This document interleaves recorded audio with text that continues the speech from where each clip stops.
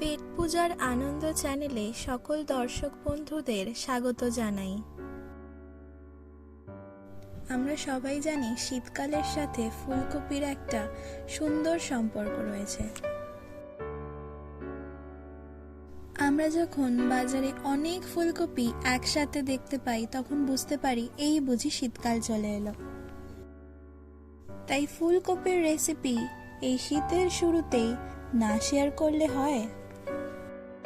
তাই আজকে আপনাদের সাথে যে রান্নাটা শেয়ার করব সেটা হলো ফুলকপির রোগান জোশ। রেসিপিটি এবার দেখে নেওয়া যাক। প্রথমেই দুখানা মাঝারি সাইজের কপি কেটে নিয়েছি। চেষ্টা করবেন কপিগুলো যেন দেশি কপি হয়, তাহলে টেস্ট অনেক ভালো আসে। এরপর এর মধ্যে স্বাদমতো নুন দিয়ে দিলাম।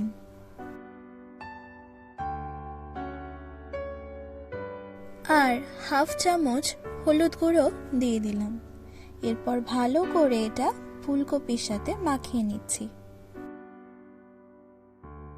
নুন হলুদটা ভালো করে ফুলকপির সাথে মাখানো হয়ে গেছে, এবার ভেজে নেব। তার জন্য একটা কড়াই নিয়ে নিয়েছি। এবার এর মধ্যে পরিমাণ মতো সাদা তেল দিয়ে দিলাম আর তেলটা ভালো করে গরম করে নেব। তেল গরম হলে নুন হলুদ মাখানো ফুলকপির টুকরোগুলো ধীরে ধীরে দিয়ে দিচ্ছি।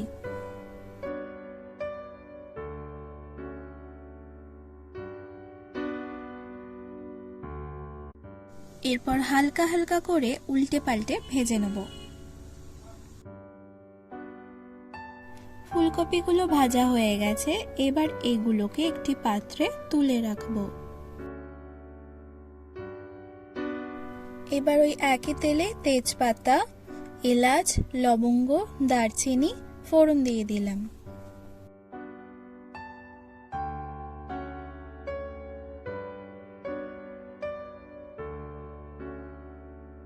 এরপর 1 চামচ হিং দিয়ে দিলাম।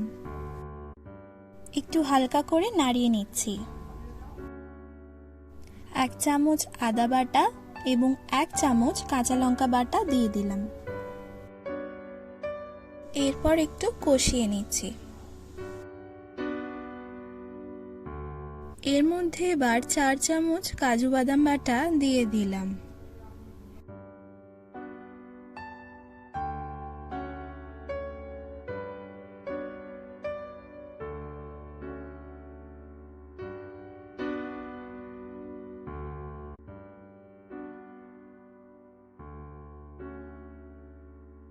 এরপর 1 চামচ কাশ্মীরি লঙ্কার গুঁড়ো দিলাম।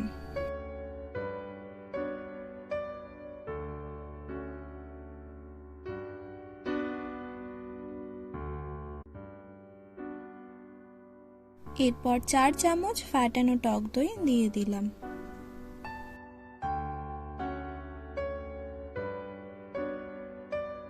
এরপর ভালো করে নাড়িয়ে নেব।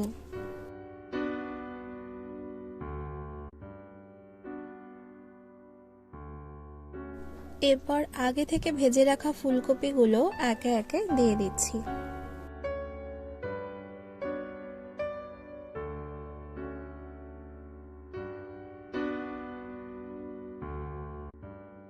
এর মধ্যে এবার স্বাদ মতো নুন আর 1 চামচ চিনি দিয়ে দিলাম।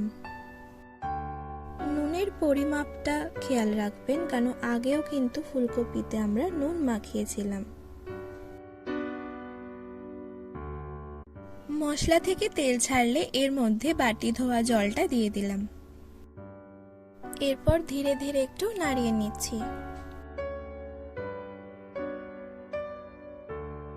এখন হাফ চামচ গরম মশলার গুঁড়ো দিয়ে দিলাম। খেয়াল রাখবেন ফুলকপিগুলো যেন কোনোভাবেই বেশি প্রেস না হয়ে যায়, তাহলে কিন্তু ভেঙে যেতে পারে। এখন লো ফ্লেমে 5 মিনিট চাপা দিয়ে রেখে দেব।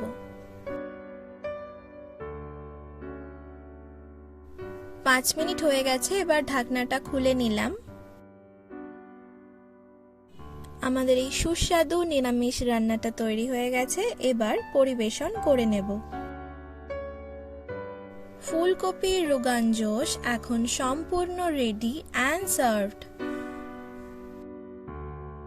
এই ইউনিক নিরামিষ রান্নাটা কিন্তু বাড়িতে অবশ্যই ট্রাই করবেন আর আমাকে কমেন্ট করে জানাবেন আপনাদের কেমন লাগলো। ভালো লেগে থাকলে লাইক শেয়ার করতে কিন্তু একদম ভুলবেন না।